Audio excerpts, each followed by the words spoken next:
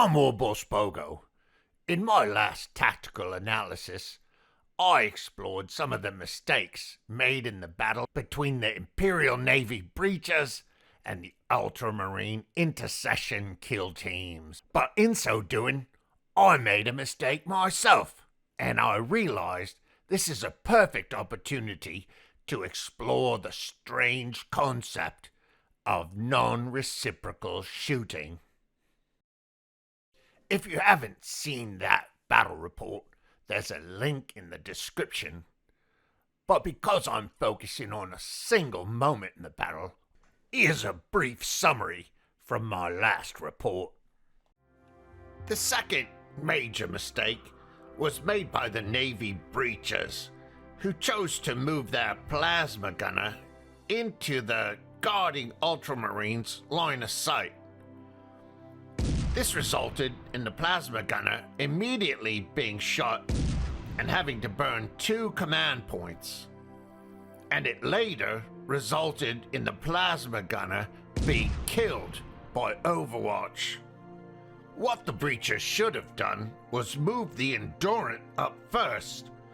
This might have immediately drawn fire from the Ultramarine gunner, using up his guard action.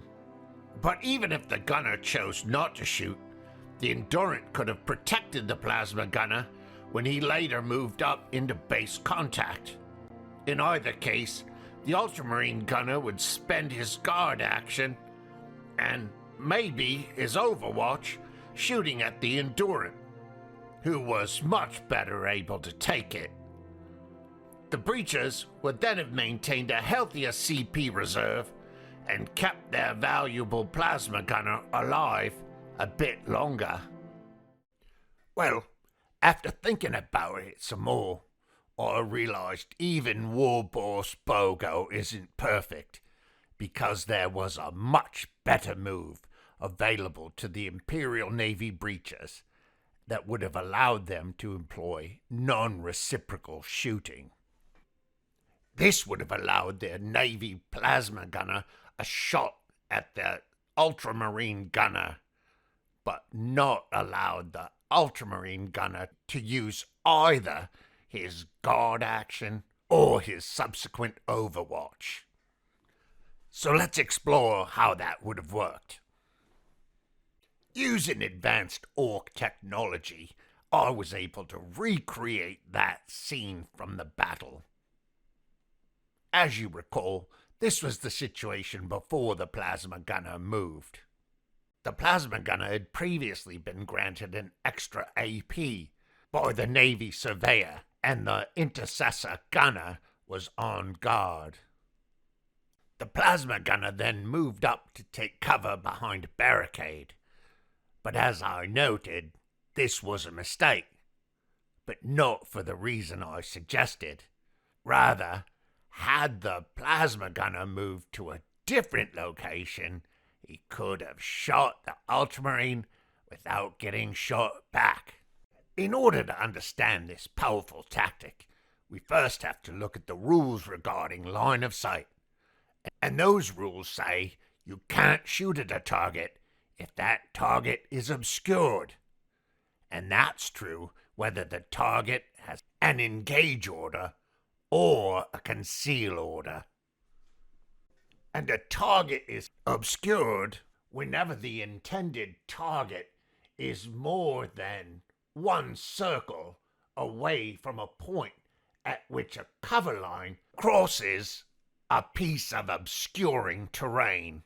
So if the plasma gunner had moved to this location, he would have been able to draw cover lines to both edges of the Ultramarine's base, and while one of those cover lines would have passed through obscuring terrain, the Ultramarine was within 2 inches of the point at which that cover line would cross, so the Ultramarine would not be obscured for purposes of the plasma gunner's attack.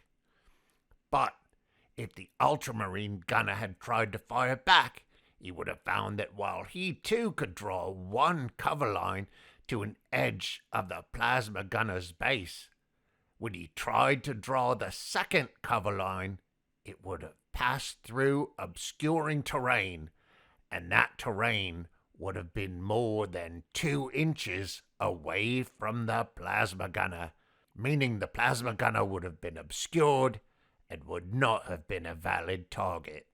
If this tactic seems too good to be true, you'll just have to trust me that it really works, and the expert kill team commanders use this on a regular basis to gain significant advantage over their opponents.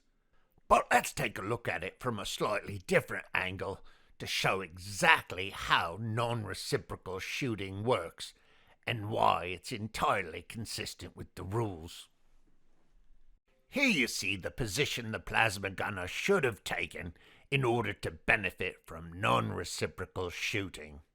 When the plasma gunner draws cover lines from any point on his base to every point on the Ultramarine's base, you see that the only point at which those cover lines cross obscuring terrain is within 2 inches of the Ultramarine, so the Ultramarine is not obscured.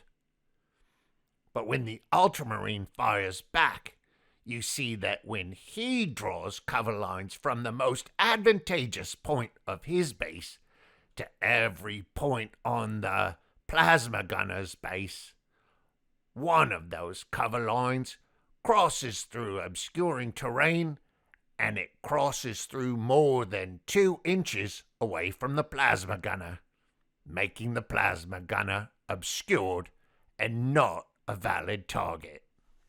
So there you have it. By using non-reciprocal shooting, the plasma gunner could have taken a shot, kept himself alive, and not even have had to sacrifice the Endurant to absorb the Ultramarine's shots. If you benefited from this tactical tutorial, stay tuned for more Batreps as I continue my mission in support of the Great War.